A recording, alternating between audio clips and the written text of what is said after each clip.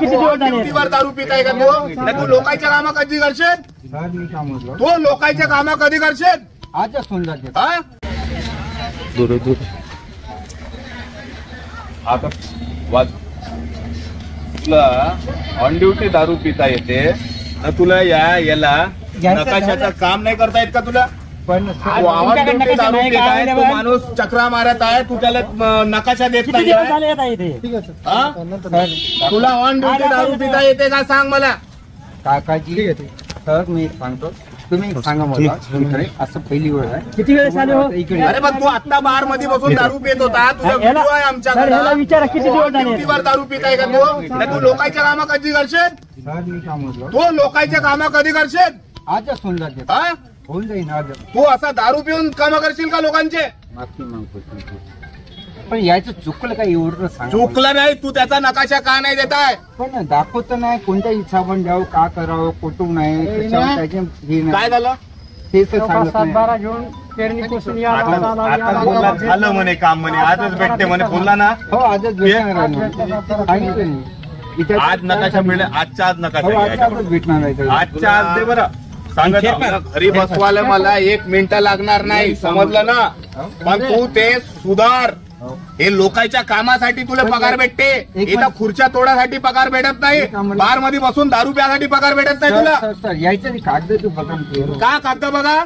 7-12 आहे, 7-12 तुझं काम तू कर ना. तू त्याला सांगशील का काम करायला? तुम्ही सांगा ना कोण देत आहे दाखवा सर. त्याच्या घरच्या 7-12 आहे. चुकलायचं काय चुकलं म्हणजे त्या अडाणी माणसाला समजा म्हणून का काही मित्र पट्टा आहे त्याच्याकडे. हो का सर, पट्टा ओरिजिनल आणलाय दे ना. पट्टा आहे त्याच्याकडे. हा आणि त्या अजून काय पाहिजे तुम्हाला त्याच्याकडून? आम्हाला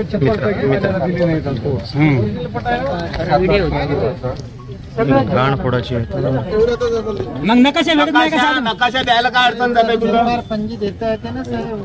नकाशा देता येते. म्हणजे नकाशा द्यायला काय?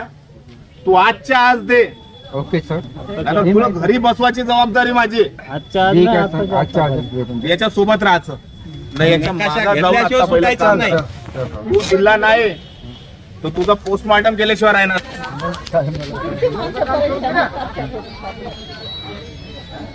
काम नाही करत. नमस्कार. बरोबर. हे सगळं एवढं बोगस कारभार तुमच्या तालुक्यात चालू आहे ना. लोकांना बिलकुल जागृती नाही. तुम्ही तुमच्या कोणालाच विचारत नाही. तुमची सुधारणा कोण कराल? जो तुमचं नेतृत्व कराल तो कराल ना. बरोबर ना. कोणीच करणार. कोणी लक्ष देत नाही तरी तुम्ही नुसते मतदानच मारून राहिले ना.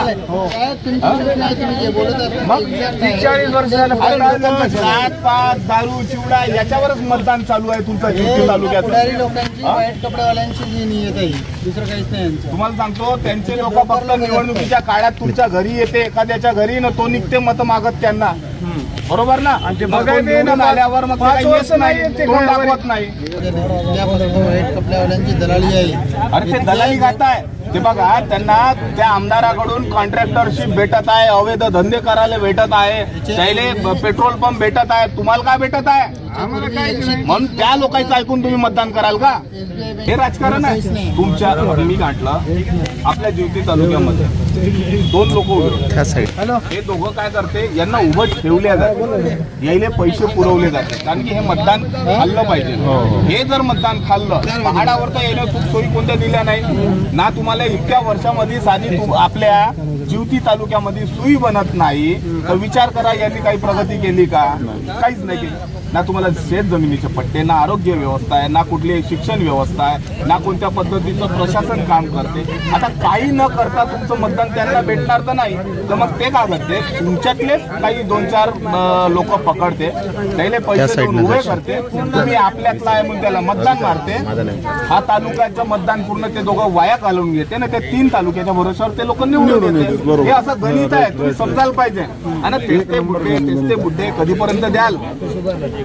त्याच्या बापानं काय आपल्याकडे लिहून ठेवलं होतं काय मरतपर्यंत यालेच बनवायचं म्हणून? काय नाही.